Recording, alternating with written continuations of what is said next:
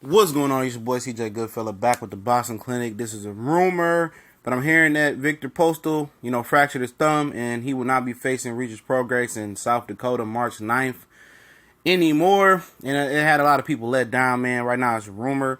And, I had to squeeze this in real quick. I wasn't going to kick videos off until after I came back from my meeting.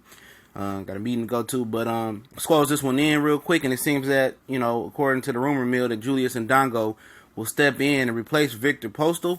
And big ups to Indongo. Indongo moved to Nebraska, signed with Lou DiBella, so it makes sense. I believe that's who he signed with, Lou DiBella. Regis Prograis is a Lou DiBella signed fighter. Maybe, Viktor Postol, I don't think he's one of the guys that will fake an injury. But maybe he turned on some tables like, you know what, I ain't ready. Or sometimes fighters say they injure themselves and they not on weight.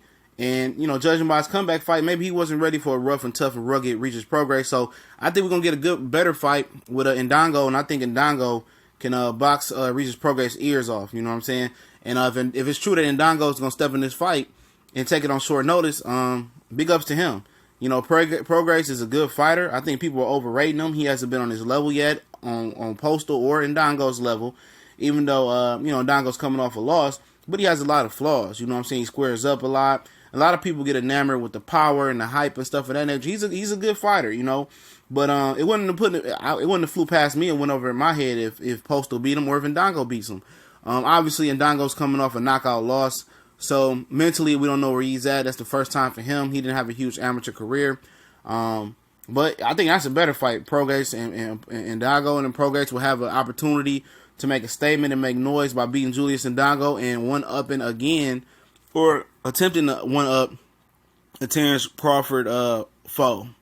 He tried to, he wanted to one-up Terrence Crawford and stop Viktor Postol. Now he's going to try to stop Indongo faster than Terrence Crawford. So, that's what he said his aim was with Kevin Iole and a lot of other interviews he did. Shout out to my boy Correa and IOTBA Boxing Talk. He did an interview with him on Facebook Live. So,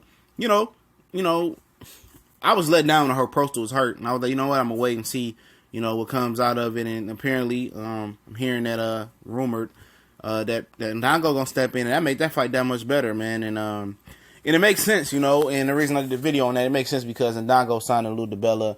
And now he's moved to, Nebraska full time. That's funny. He moved to Nebraska after losing the Terrence Crawford. And he could have moved to California because he Freddie Roach knows him. He could have moved out to New York and anywhere else. But he chose to move to Nebraska. And that was funny to me that he chose to do that. But, Prograis going to be looking to take his head off. Postal, with Postal being with Top Rank, I'm not surprised. I think he's still with Top Rank. I'm not surprised. I want to see the injury to Viktor Postol. I don't think he wanted to take that fight in the beginning, man. He always was kind of a scary type of fighting motherfucker, man. Even before, the Matisse kind of changed the stigma or the notion to him, But he was always. I never took him as a dog, man. I remember Hank Lundy kind of beat him before. It was a close fight, but I never took him serious as a real deal fighter, even when he beat Matisse. There's something about him. He's very timid and very, he just seems very soft in my opinion, of Viktor Postol. And that's what a lot of people, thought Prograis was going to dog walk him because Postol, he's just soft, you know what I'm saying? He like Wet Sharman and stuff of that nature. He just comes off that way and way he fights. But Indongo's going to bring the heat. Apparently he's still been training. He ain't good enough shape to make 140. And that's good professionalism because he could have let an opportunity pass him by. And you know what? I was shocked in this video.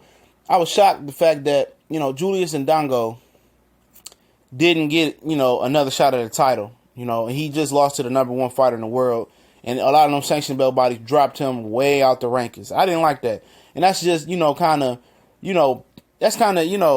making it factual that one loss or a loss in your resume is very, very detrimental to your career. I don't think a lot of them sanctioned belt bodies should have dropped him that low. He should be fighting for a title anyway.